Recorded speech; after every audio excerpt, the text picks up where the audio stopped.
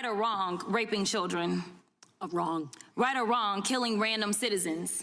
Definitely wrong. Right or wrong, enriching yourself as the sitting president of the United States? Definitely wrong. Okay, thank you, because I probably never would have got that with our witness. Our witness who somehow is a lawyer but does not understand how it works with witnesses. I'm not really sure what law school she went to and what all kind of cases she tried, but typically when you come into a space and somebody's a witness, then they sit there and they answer questions instead of asking questions. And then we also have this objection that we use as lawyers called non-responsive when a witness fails to actually answer the question. But nevertheless, let me address the survivors, because that's exactly who they are. They are not victims, they are survivors. Let me say thank you for having more courage and moral clarity in your pinky fingers than the entire Department of Justice. We are currently the laughing stock of the world, partially because of the failed leadership within the DOJ, as we see kings and queens falling everywhere around the world. But we don't know the basics of right and wrong in this country, because it's not about partisanship. And that's why I applaud Thomas Massie, because he's the only person on the Republican side that has a backbone and knows how to stand up to corruption. But nevertheless, let me keep going. My Democratic colleagues have been attacked this entire committee hearing. They have been lied on, and frankly, the American people weren't looking for that. They were looking for answers about the corruption that they see coming from this administration. In the written testimony of this witness, of this particular witness, she stated that when she took office, she had two main goals. The first was to end the weaponization of justice, and second, to return the department to its core mission. Not only have you lied about both, you've intentionally done the exact opposite.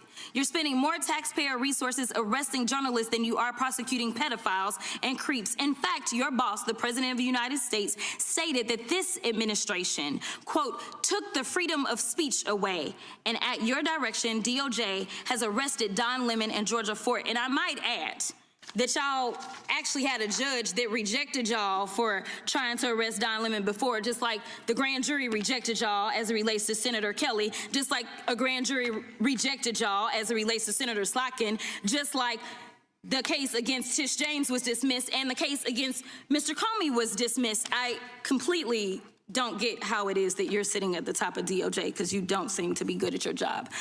You're spending more taxpayer resources arresting these journalists. In fact, we know after Georgia Fort and Don Lemon were arrested, we know that there were homes of journalists that were raided.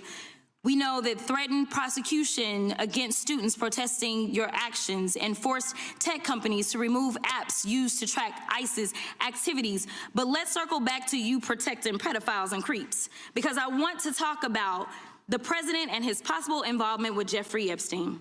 Now, I don't know what the president might have done with Jeffrey Epstein, but unlike this administration, I believe that facts matter. So let's talk about the facts. Fact number one, Donald Trump is one of the most named people in the Epstein files. At least 5,000 files contained more than 38,000 references to Trump, his wife, or Mar-a-Lago.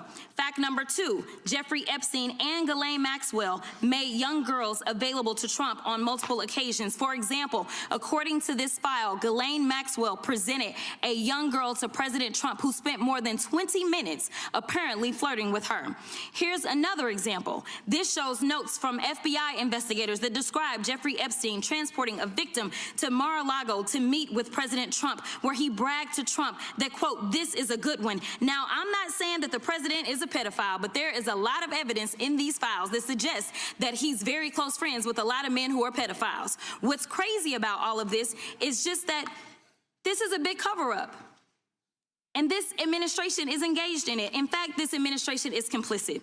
But there are numerous others, like how the DOJ is attempting to obstruct justice in the investigation of the rogue agents who have murdered American citizens, or how the DOJ seized voter data from Fulton County in an attempt to steal the 2026 midterm elections, or how federal agents have Tom Homan on tape accepting a bribe and your agency killed the investigation, or how your agency is ready to give the president a $230 million payday, which is unconstitutional. The Constitution is clear. The president shall not receive any payment except his salary while in office. The fact of the matter is that you will be remembered as one of the worst attorney generals in history, an attorney general who has prioritized obstruction over justice, corruption over the law, fealty to the president over loyalty to the Constitution. And Mr. Chairman, I will yield.